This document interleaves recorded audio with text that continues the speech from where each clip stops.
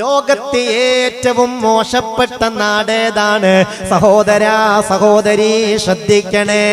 മഹാന്മാരായ മുഫസ്സിരീങ്ങൾ പറയുന്നുണ്ട്, അക്ബഹു ഖുറൽ അർളി അന്താഖിയ, ലോകത്തെ ഏറ്റവും മോശപ്പെട്ട നാട് അന്താഖിയയാണ്. യഖ്റുജു മിൻഹ ദജ്ജാൽ, ദജ്ജാൽ പുറപ്പെടുന്നത് അന്താഖിയയിൽ നിന്നായിരിക്കും. അതെന്തേ കാരണം? അതെന്തേ കാരണം? ദജ്ജാല് അന്താഖിയയിൽ നിന്ന് പുറപ്പെടുന്നല്ലേ പറഞ്ഞത്. എന്തേ കാരണം? എന്താ കാരണം എന്നറിയോ? ഒരു ശിഷ്യനെ ഉസ്താദിന്റെ കൂടെ അള്ളാഹു അന്താഖിയയിലേക്ക് പറഞ്ഞയച്ചു. ഉസ്താദാരാ? ഖിളർ നബി അലൈഹി സ്വലാത്തു വസ്സലാം. ശിഷ്യനാരാ? കലീമുല്ലാഹി മൂസ അലൈഹി സ്വലാത്തു വസ്സലാം. ഞാൻ ഇൽമു പഠിക്കാൻ വേണ്ടി നിങ്ങളെ കൂടെ വരട്ടെന്ന് ആവർത്തിച്ച് ചോദിച്ച് അങ്ങനെയാണ് മൂസ നബി അലൈഹി സ്വലാത്തു വസ്സലാം ഖിളർ നബിയുടെ പിന്നാലെ കൂടുന്നത്. ആ യാത്രയിൽ ഒരുപാട് ഇൽമുകൾ പഠിക്കുന്നുണ്ട്, പഠിപ്പിക്കുന്നുണ്ട്. അങ്ങനെ ആ നാട്ടുകാരെ ഒരു അന്താഖിയയിൽ മഹാനായ മൂസാ നബിയും ഖിളർ നബിയും എത്തി. വിശന്നിട്ടു നിർവാഹമില്ല, വിശന്നിട്ട് കുടല് കരിയുകയാണ്. അവരെന്ത് ചെയ്തെന്നല്ലേ? ഇസ്തതഅമാ അഹ്ലഹാ. സഹോദരാ സഹോദരി പറയുന്നത് ശ്രദ്ധിക്കണേ. മൂസാ നബിയും ഖിളർ നബിയും ഇൽമിന്റെ യാത്രയിലാണ്, ഇൽമു പഠിച്ച് നടക്കുകയാണ്. വിശന്നിട്ട് നിർവാഹമില്ലാതെ ഇസ്തതഅമാ അഹ്ലഹാ, ആ നാട്ടുകാരോട് ഭക്ഷണം തേടി. എന്തെങ്കിലും തരണം, വിശന്നിട്ട് വയ്യ, ഇൽമിന്റെ വഴിയിലുള്ള യാത്രയാണെന്ന് പറഞ്ഞ് ആ നാട്ടിലുള്ള പല ആളുകളെയും സമീപിച്ചു, പല വീട്ടിലും കയറി. സൂറത്തുൽ കഹ്ഫിലൂടെ അള്ളാഹു പറയുന്നുണ്ട്, പക്ഷേ ആ ഇൽമിന്റെ അഹ്ലുകാരെ ഭക്ഷിപ്പിക്കാൻ അവര് തയ്യാറായില്ല. അവരാ ഇൽമിന്റെ അഹ്ലുകാരെ പരിഗണിച്ചില്ല, അവരാ ഇൽമിന്റെ അഹ്ലുകാർക്ക് ഭക്ഷണം നൽകിയില്ല. ഈ ഒരു കാരണത്താൽ ആ നാട്ടുകാരെ അള്ളാഹു ശപിക്കുകയാണ്, ആ നാടിനെ അള്ളാഹു ശപിക്കുകയാണ്. ആ നാട് അക്ബഹു ഖുറൽ അർളി, ഭൂമിയിലെ ഏറ്റവും മോശപ്പെട്ട കറയായി നാട്. ഇവിടുന്ന് ഇങ്ങനെ ഒരു മുത്തഅല്ലിമിന്റെ ഒരു കൊല്ലത്തെ ചെലവ് ഏറ്റെടുക്കാൻ കഴിയുന്നോലുണ്ടോ? ഒരു മാസത്തെ കൊടുക്കാൻ കഴിയുമോ എന്നൊക്കെ ചോദിക്കണില്ലേ? അതും ഇൽമിന്റെ അഹ്ലുകാരുടെ തആമിന് വേണ്ടി, ഭക്ഷണത്തിന് വേണ്ടിയുള്ള ഒരു ചോദ്യമാണ്. എത്ര മുഅ്മിനീങ്ങൾ കാര്യമായിട്ടൊന്നും ഇല്ലെങ്കിലും പടച്ചോനെ നാളെ എന്റെ കൈ പിടിച്ച് സ്വർഗത്തിലേക്ക് എത്തിക്കണമെന്ന നിയ്യത്തോടുകൂടെ ആ സംരംഭത്തിലേക്ക് സഹായിക്കുകയും കൊല്ലം തോറും അതിൽ പങ്കെടുക്കുകയും ചെയ്യുന്ന ആളുകൾ ഈ കൂട്ടത്തിൽ തന്നെ എത്രയുണ്ട്. അല്ലാഹു വലിയ ബറക്കത്ത് കൊടുക്കട്ടെ, അള്ളാഹു വലിയ ഖൈർ കൊടുക്കട്ടെ. അതിന്റെ ബറക്കത്ത് കൊണ്ട് ക്യാൻസർ അള്ളാഹു കണക്കാക്കിയിട്ടുണ്ടെങ്കിൽ ആ തീരുമാനം അള്ളാഹു മാറ്റട്ടെ. കിഡ്നിയുടെ തകരാറിനെ തൊട്ട് അള്ളാഹു കാക്കട്ടെ, ബ്ലോക്കുകൾ അള്ളാഹു നീക്കട്ടെ. ജീവിതത്തിൽ പടിപടിയായ ഉയർച്ചയും റാഹത്തും സലാമത്തും സന്തോഷവും അള്ളാഹു നൽകട്ടെ. കൊടുക്കുമ്പോ അതിനനുസരിച്ചുള്ള ബറക്കത്തുണ്ടാവും, നാടിന് അള്ളാന്റെ കാവലുണ്ടാകും. ഏതായാലും ഇൽമിന്റെ അഹ്ലുകാരെ പരിഗണിക്കേണ്ടതിന് പകരം അവഗണിച്ചു ഇബ്ലീസ് ലഅനത്തുല്ലാഹി അലൈഹി. അവന് ഇൽമിന്റെ അഹ്ലുകാരോട് വെറുപ്പാണ്. ആദം നബി സ്വർഗത്തിൽ ഇങ്ങനെ സന്തോഷത്തോടെ കഴിയുമ്പോൾ അവൻ കടന്നു വരുന്നുണ്ട്. എന്നിട്ട് അവൻ ചോദിച്ച ചോദ്യങ്ങൾ ശ്രദ്ധിച്ചില്ലേ? ആദം നബിയോട് ഹവ്വാ ബീവിയോട് വലിയ സൂഫി വേഷമൊക്കെ അണിഞ്ഞു വന്നിട്ട് ഇവൻ ചോദിക്കാണ്, അല്ല ആദം, അല്ല ഹവ്വ, ഈ സ്വർഗത്തിലെ ഏത് മരത്തിൽ നിന്നും പഴം ഭക്ഷിക്കാമെന്നും ഇതാ ഈ മരത്തിന്റെ അടുത്തേക്ക് വരരുതെന്നും അള്ളാഹു നിങ്ങളോട് പറഞ്ഞല്ലോ. അതെ, അള്ളാഹു ഞങ്ങളോട് പറഞ്ഞു. എന്താ? ഏത് മരത്തിൽ നിന്നും പഴം ഭക്ഷിക്കാമെങ്കിൽ ഈ മരത്തിൽ നിന്നും പഴം ഭക്ഷിച്ചൂടെ? അതരുത് എന്ന് എന്തിനാണ് അള്ളാഹു പറഞ്ഞത് എന്ന് നിങ്ങൾ ആലോചിച്ചിട്ടുണ്ടോ? അച്ഛനെ അവന്റെ ചോദ്യം കേൾക്കണം. അപ്പൊ ആദം നബിക്ക് ദേഷ്യം പിടിച്ചു. അള്ളാഹു ഒരു കാര്യം അരുതെന്ന് പറഞ്ഞാൽ അതിന്റെ കാരണം അന്വേഷിക്കുന്നത് അനാദരവാണ്. അത് ചോദിക്കേണ്ട കാര്യം എനിക്കില്ല. ആകെ ഒരൊറ്റ മരത്തിൽ നിന്നല്ലേ കഴിക്കരുത് എന്ന് പറഞ്ഞിട്ടുള്ളൂ. എത്രയെത്ര മരങ്ങൾ, പഴങ്ങൾ സ്വർഗത്തിലുണ്ട്. അതുകൊണ്ട് അമ്മായിരി ചോദ്യം ചോദിച്ചു വരണ്ടാന്ന് ആദം നബി പറഞ്ഞെങ്കിലും അപ്പോൾ ഇവൻ പറഞ്ഞൊരു വർത്താനുണ്ട്, ദേഷ്യം പിടിക്കരുത്. ഇന്നീ ലകുമാ ലമിനൻ നാസിഹീൻ. ആദമേ, ഹവ്വ, തീർച്ചയായും ഞാൻ നിശ്ചയം നിങ്ങളുടെ ഒരു ഗുണകാംക്ഷിയാണ്. എന്നോട് നിങ്ങള് ശത്രുവിനോട് പെരുമാറുന്ന പോലെ പെരുമാറരുത് എന്നാണ് ഇബ്ലീസ് പറയുന്നത്. ഇന്നി ലകുമ ലമിനൻ നാസിഹീൻ. തഅ്കീദോട് തഅ്കീദ്. എന്നെ കൊണ്ട് എന്തെങ്കിലും ഒരു ഗുണം നിങ്ങൾക്ക് ലഭിക്കുകയാണെങ്കിൽ അത് കിട്ടട്ടെ എന്ന് കരുതിയാണ് ഞാൻ ഈ കാര്യം പറയുന്നത്. നിങ്ങളൊന്ന് ചിന്തിച്ച് നോക്ക് ആദമേ, ഹവ്വാ, ഈ സ്വർഗത്തിലെ ഏത് മരത്തിൽ നിന്നും പഴം കഴിക്കാമെങ്കിൽ ആ ഒരു മരത്തിൽ നിന്നും കഴിക്കാമല്ലോ. അരുതെന്ന് അല്ലാഹു പറഞ്ഞതിന്റെ പിന്നിൽ അല്ലാഹുക്കൊരു ലക്ഷ്യമുണ്ട്. അത് തിരിച്ചറിഞ്ഞാൽ നിങ്ങൾക്കു നന്ന്. അപ്പൊ എന്നെ കൊണ്ട് എന്തെങ്കിലും ഗുണങ്ങൾക്ക് കിട്ടുകയാണെങ്കിൽ കിട്ടിക്കോട്ടെ എന്നുള്ള നിലക്കാണ് ഞാനിത് പറയുന്നതെന്ന് പറഞ്ഞപ്പോ എന്നാ ആയിക്കോട്ടെ, അതൊന്ന് കേൾക്കാമല്ലോ എന്നായി സയ്യിദുന ആദം അലൈഹിസ്സലാത്തു വസ്സലാം. സത്യത്തിൽ ആ വയല് കേൾക്കരുതായിരുന്നു, പക്ഷെ ആദം നബി ആ വയല് കേട്ടുപോയി. ഖുർആൻ പറയുന്നുണ്ട്, യാ ബനി ആദം ലാ യഫ്തിനന്നകുമുശ് ശൈത്വാനു കമാ അഖ്റജ അബവൈകും മിനൽ ജന്ന. നിങ്ങളെ വല്ലിപ്പാനും വല്ലിമ്മാനും സ്വർഗ്ഗത്തിൽ നിന്ന് ഇബ്ലീസ് ഫിത്നയിലാക്കിയതുപോലെ നിങ്ങളെ ഫിത്നയിലാക്കാതിരിക്കട്ടെ. സ്വർഗത്തുനിന്ന് പറ്റിയ പ്രശ്നം എന്താ? കേൾക്കാൻ പാടില്ലാത്ത ഉപദേശം കേട്ടുപോയി. ഇന്നുണ്ടല്ലോ പല ആളുകളും എല്ലാ പ്രഭാഷണങ്ങളും കേൾക്കും, എല്ലാരെ വയലും കേൾക്കും. അയാളുടെ ആശയമേത്, ആദർശമേത്, അയാളുടെ താല്പര്യമെന്ത്, ഇതൊന്നും ചിന്തിക്കാതെ എല്ലാം കേൾക്കുക. നിരീശ്വരവാദികളുടെ പ്രഭാഷണങ്ങൾ നിരന്തരമായി കേൾക്കുന്നവർ ഈ സമൂഹത്തിൽ വർദ്ധിച്ചു വരികയാണ്. മഅദല്ലാഹ്, ജല്ല ജലാലായ അല്ലാഹു നമ്മളെ കാത്തുരക്ഷിക്കട്ടെ. എന്റെ മകന് അള്ളാഹുവിൽ വിശ്വാസമില്ലാതെയായിരിക്കുന്നു, എന്റെ മകന് ഹബീബായ നബിയിൽ വിശ്വാസമില്ലാതെയായിരിക്കുന്നു. എന്റെ മകന് സ്വർഗം കേൾക്കണ്ട, എന്റെ മകന് നരകം കേൾക്കണ്ട. എന്റെ മകനിപ്പോൾ ഖുർആനിൽ വിശ്വാസമില്ല, എന്റെ മകനിപ്പോൾ നിസ്കാരത്തിൽ വിശ്വാസമില്ല. ഇത് പറഞ്ഞ് കണ്ണീരൊഴുക്കുന്ന ഉമ്മമാരും ഉപ്പമാരും ഇപ്പോൾ ധാരാളമുണ്ട്. എന്നോടന്നീ അടുത്ത് ആ സങ്കടങ്ങൾ പലരും പറഞ്ഞിട്ടുണ്ട്.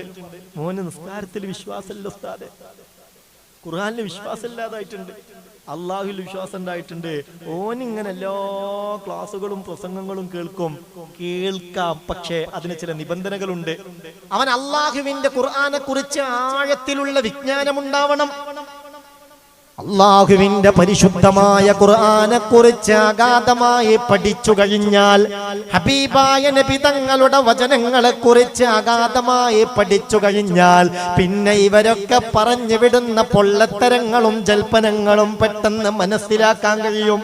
ഇതൊരായത്തിന്റെ അർത്ഥം പോലും ശരിക്കറിയില്ല, ഒരായത്ത് ശരിക്കും മനസ്സിലാക്കാൻ കഴിയൂല, അതിന്റെ അർത്ഥവും ആശയവും അറിയൂല, അതിന്റെ തഫ്സീർ തിരിയില്ല. ഇങ്ങനെ ഖുർആനിൽ പല ആയത്ത് നാസിഖ് മൻസൂഖ്, ഹദീസും പലതും മൻസൂഖായതൊക്കെയുണ്ട്. നിയമങ്ങൾ നഷ്ടപ്പെട്ടത്, പുതിയ ശേഷമുള്ള ആയത്തിറങ്ങുമ്പോൾ ആദ്യത്തെ ആയത്തിന്റെ ആ ഹുക്കുമുകളൊക്കെ മാറിപ്പോകുന്ന അങ്ങനെയൊക്കെ ഒരുപാട് സംവിധാനങ്ങളുണ്ട്. അതിന്റെ ഉസൂലുകൾ അറിയണം. ഇതൊന്നും അറിയാത്തവർ ഈ യൂട്യൂബ് എടുത്തിട്ട് സോഷ്യൽ മീഡിയ ഉപയോഗിച്ച് നിരീശ്വരവാദികളുടെ പ്രഭാഷണങ്ങളൊക്കെ നിരന്തരമായി കേട്ട് പിന്നെ മനസ്സതിലേക്ക് ചായാൻ. അതുപോലെ ബിദ്അത്തിന്റെ അഹ്ലുകാരുടെ പ്രഭാഷണങ്ങൾക്ക് അഡിക്റ്റ് ആവുക. ഹബീബായ നബി തങ്ങൾ കേവലം ഒരു സാധാരണ മനുഷ്യൻ മാത്രമാണ്, പ്രത്യേകതയൊന്നുമില്ല എന്ന് പറയുന്നവരുടെ പ്രഭാഷണങ്ങൾ കേൾക്കുക. ഔലിയാക്കൾ, മഹാന്മാർ, എന്തിനാണ് അവരെ നമ്മിലേക്ക് അടുപ്പിക്കുന്നത്?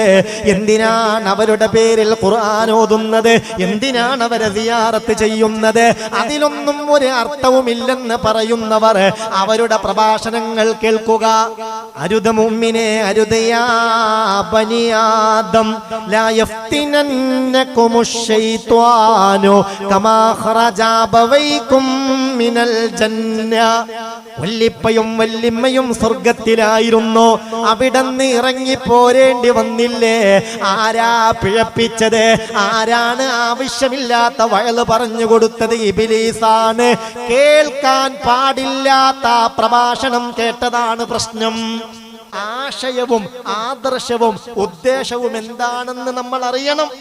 അല്ല അതെല്ലാം കണ്ണ് കണ്ടതൊക്കെ വായിക്കുക, കണ്ണ് കണ്ടതൊക്കെ കേൾക്കുക, ഈ രീതി ശരിയല്ല. ചുരുക്കി പറയാ, ഇബ്ലീസ് പറഞ്ഞു ഈ മരത്തിൽ നിന്ന് മാത്രം പഴം ഭക്ഷിക്കണ്ട എന്ന് അള്ളാഹു നിങ്ങളോട് പറഞ്ഞതിന്റെ പിന്നിൽ അള്ളാഹ്ക്ക് ചില ലക്ഷ്യമുണ്ട്.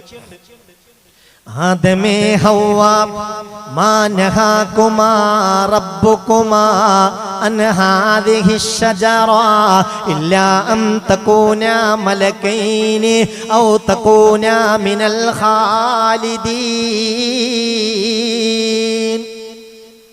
ആദമേ ഹവ്വ മാ നഹാകുമാ റബ്ബുകുമാ അൻ ഹാദിഹി ശജറ, ഈ മരത്തെ തൊട്ട് നിങ്ങളെ റബ്ബ് നിങ്ങളെ വിലക്കിയത് എന്തിനാന്നറിയോ? അതിൽ അല്ലാഹുവിന്റെ ലക്ഷ്യം എന്താണെന്ന് കേൾക്കണോ? ഇല്ലാ അം തകൂനാ മലകൈൻ, ഒന്നിരിക്കെ ഈ മരത്തിൽ നിന്ന് പഴം ഭക്ഷിച്ചാൽ നിങ്ങൾ മലക്കായി മാറും. ആര് പറയാൻ? മനസ്സിലാവണില്ല, സ്പീഡ് കൂടിയോ? ആര് പറഞ്ഞു കൊടുക്കാൻ?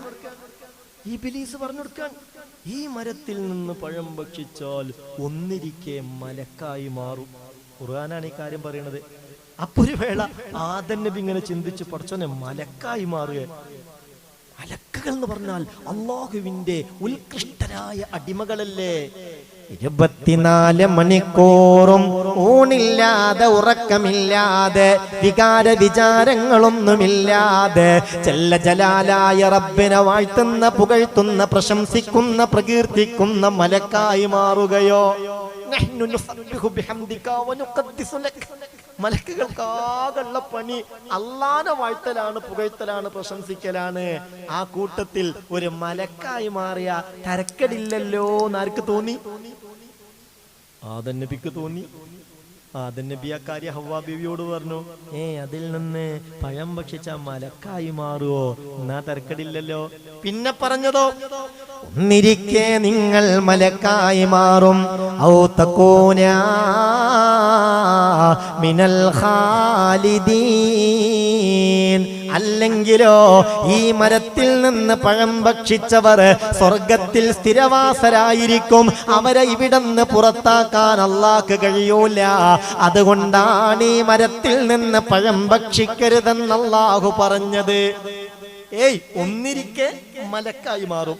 അല്ലെങ്കിലോ ഈ മരത്തിൽ നിന്ന് ആര് പഴം ഭക്ഷിച്ചോ അവരെ പുറത്താക്കാൻ അല്ലാഹ്ക്ക് കഴിയൂല. ഇതുകൂടി കേട്ടപ്പോ ആദം നബിക്ക് തോന്നി, എന്നാ തരക്കടില്ലല്ലോ, കഴിച്ചോക്കാം. നമ്മളെ ഗുണത്തിന് വേണ്ടി പറഞ്ഞിരുന്നതല്ലേ. ഇബ്ലീസ് ഏതൊരാളെയും ചതിക്കാൻ വരുമ്പോ ആദ്യം അവൻ നമ്മളെ ഇത് നമ്മുടെ ഗുണത്തിന് വേണ്ടിയാണ് എന്ന് ബോധ്യപ്പെടുത്താൻ നോക്കും. ആ ഒരു വിചാരത്തിലേക്ക് നമ്മൾ എത്തിക്കും. അവൻ ചതിയനാണ്. അല്ലാഹു അവന്റെ ചതിയെ തൊട്ട് നമ്മളെ കാത്തു രക്ഷിക്കട്ടെ. ആമീൻ പറഞ്ഞേക്ക്, അല്ലാഹു കാക്കട്ടെ. അങ്ങനെ ചുരുക്കി പറയാ, ആദം നബിയും ഹവ്വാ ബീവിയും സ്വർഗത്തിലെ ആ മരത്തിൽ നിന്ന് പഴം ഭക്ഷിക്കാൻ ലക്ഷ്യം നല്ല ലക്ഷ്യ. ഒന്നിരിക്കെ മലക്കായി മാറും, അല്ലെങ്കിൽ ഒന്നൊന്നും സ്വർഗത്ത് കഴിയാ.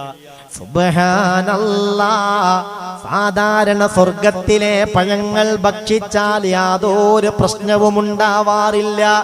എത്ര കഴിച്ചാലും വീണ്ടും വീണ്ടും കഴിക്കാനുള്ള ആഗ്രഹം വരും. ലാ മഖ്തൂഅത്തിൻ വലാ മംനൂഅ, അത് ഒരിക്കലും അവസാനിക്കുകയില്ല. അതിനോടൊരു മടുപ്പും വരികയില്ല. എന്നാൽ സ്വർഗത്തിലെ ഈ മരത്തിൽ നിന്ന് പഴം ഭക്ഷിക്കലോട് ആദം നബിക്കൊരു അസ്വസ്ഥത അനുഭവപ്പെടുകയാണ്.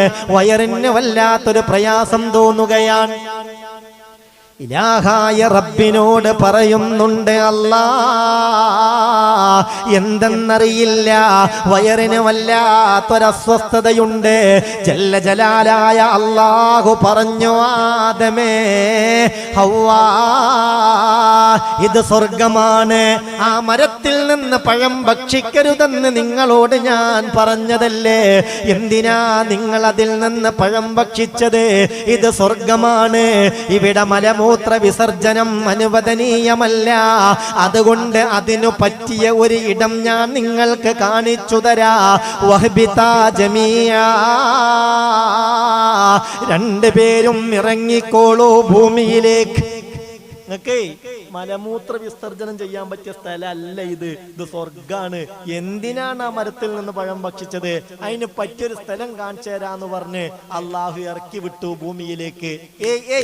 അപ്പൊ ഒറ്റ വാക്കിൽ മനുഷ്യൻ ഭൂമിയിലേക്ക് എന്തിനു വന്നു എന്ന് ചോദിച്ചാൽ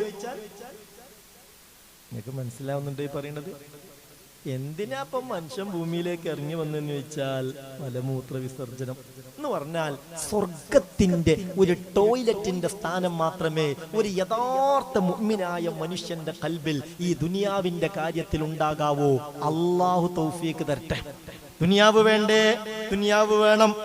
പക്ഷേ പരലോകവുമായി തട്ടിച്ച് നോക്കുമ്പോ സഹോദരാ, ദുനിയാവ് ഒന്നുമല്ല എന്ന ചിന്ത മനസ്സിലുണ്ടാവണം.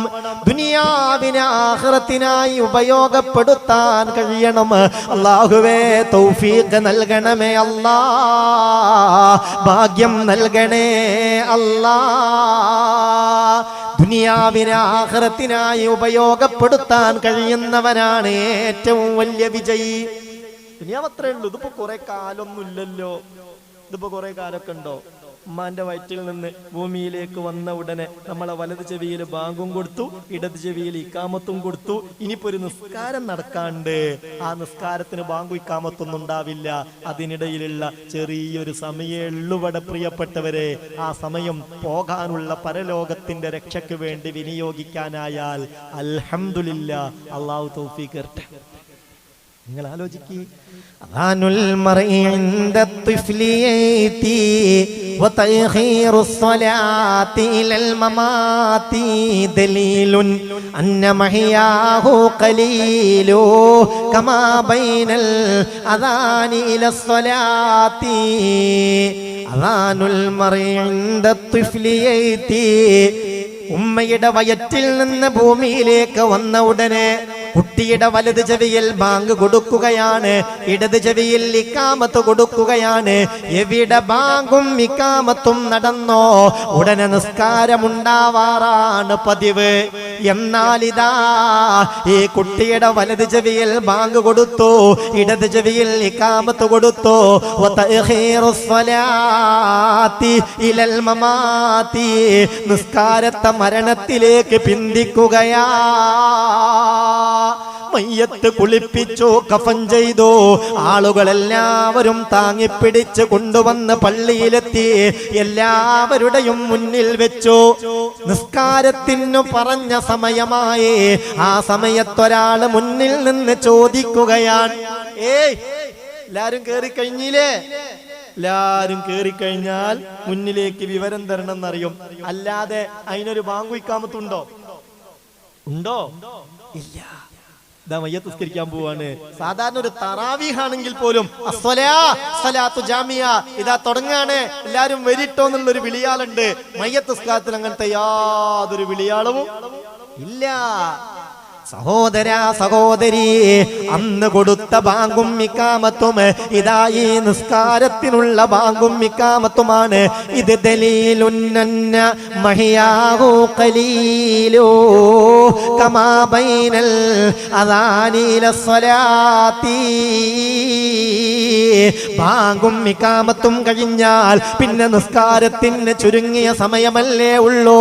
അതുപോലെയാണ് നിന്റെ ജീവിതമെന്ന വലിയ പാഠം പഠിപ്പിക്കുകയാണ്. അത് ഉൾക്കൊള്ളാൻ തൗഫീഖ് നൽകണമേ അല്ലാഹു. ആ ഒരു ബോധത്തോടെ ജീവിക്കാൻ തൗഫീഖ് തരട്ടെ. ഇവിടെ ഇപ്പം ഇങ്ങനെ ഇരിക്കുന്ന നമ്മൾ സ്വന്തം ഇവിടുന്ന് എഴുന്നേറ്റ് പോകുന്ന ഉറപ്പുള്ളവർ ആരാ നമ്മളെ കൂട്ടത്തിലുള്ളത്? നമ്മൾ ഈ ധരിച്ച ഈ വസ്ത്രം നമ്മൾ തന്നെ അഴിച്ചു മാറ്റുമെന്ന് ഉറപ്പുള്ളവർ ആരാ ഈ കൂട്ടത്തിലുള്ളത്? പ്രിയങ്കരനായ ഹാഫിൽ നഈം ഫൈസിയെ കുറിച്ച് പറഞ്ഞല്ലോ. കൊല്ലങ്ങളോളം ബഹുമാന്യനായ സയ്യിദ് അലി ഉസ്താദിന്റെ അടുക്കൽ ഓതിപ്പടിച്ച പ്രിയപ്പെട്ട പൊന്നുമോൻ, ഇനി ഞാൻ ജാമ്യയിൽ നിന്ന് സനദ് വാങ്ങേണ്ട പൊന്നുമോൻ, വാപ്പയാണ് ആ സനദ് ഏറ്റുവാങ്ങിയത്. ബഹുമാനപ്പെട്ട തങ്ങൾ ഉസ്താദിന്റെ പ്രാർത്ഥനയെ കുറിച്ച് ഇവിടെ പറഞ്ഞു. നഈമിന് വേണ്ടി ദുആ ചെയ്തപ്പോ എൻ്റെ ഒരു ശിഷ്യന്റെ ശിഷ്യൻ കൂടിയാണ്. ശിഷ്യൻ വിളിച്ച് എന്നോട് പറഞ്ഞിട്ടുണ്ട് പ്രത്യേകം ദുആ ചെയ്യാൻ. അല്ലാഹുവേ, ആ ബന്ധങ്ങളൊക്കെ ആഖിറത്തിലേക്ക് വലിയ സന്തോഷാക്കി കൊടുക്കണേ അല്ലാ. 10,000ങ്ങളുടെ ആമീനാണ് പടച്ചോനെ ആ പൊന്നുമോനെ. അത് കേവലം 1, 2, 3 മജ്ലിസിൽ നിന്നൊന്നുമല്ല, എത്രയോ മജ്ലിസുകളിൽ ഉസ്താദുമാർ ആ പ്രിയപ്പെട്ടവന് വേണ്ടി ദുആ ചെയ്തു. ഈ ഒരു റൂട്ടിലായത് കൊണ്ടല്ലേ അങ്ങനെയൊക്കെ കിട്ടിയത്. അല്ലാഹുവേ, ആ പൊന്നുമോന് ഭക്ഷണം കൊടുത്തവർ ഈ നാട്ടിൽ പലരുണ്ട് റബ്ബേ. കൈപിടിച്ച് സ്വർഗത്തിലേക്ക് കൊണ്ടുപോകുന്ന ഉഖ്റവിയ ശുഹദാക്കളില്ല ഹാഫിലിനെ നീ ചേർക്കണേ പടച്ചോനെ. മതി, രക്ഷപ്പെടും മുഅ്മിനെ. നമ്മളെ മുന്നിൽ അവനൊരു അപകടം പറ്റി അവനായിട്ട് മരിച്ചുപോയി, പക്ഷെ സ്വർഗത്തിലേക്കാണ്ട് പാറിപ്പോയതല്ലേ. അവിടെ ഉണ്ടാവൂലേ, നമ്മളെ കാത്തിരിക്കൂലേ. നമ്മൾ നിരാശരാവണ്ട. കല്യാണമൊക്കെ നിശ്ചയിച്ച് ഇങ്ങനെ കാത്തിരിക്കല്ലേ. അള്ളാഹു ഹൂറുല്ലീങ്ങളെ കൊണ്ട് സന്തോഷിപ്പിക്കട്ടെ. എല്ലാരും ആമീൻ പറയും. ഹൂറുല്ലീങ്ങളെ കൊണ്ട് അള്ളാഹു സന്തോഷിപ്പിക്കട്ടെ. അപ്പൊ എന്തേ പറഞ്ഞത്, ഇവിടുത്തെ അവസ്ഥ ഇതൊക്കെ തന്നെ. ഇനിയിപ്പൊ നമ്മളിൽ ഓരോരുത്തരുടെയും മരണം എങ്ങനെ എപ്പോഴാ അള്ളാഹു കണക്കാക്കിയെന്നറിയൂല. റാഹത്തോടെ ലാ ഇലാഹ ഇല്ലല്ലയുടെ കരുത്തിൽ സ്വർഗം കണ്ട് സന്തോഷത്തോടെ മരിക്കാൻ അള്ളാഹു ഈ മജ്ലിസൊക്കെ ഒരു കാരണാക്കി തരട്ടെ.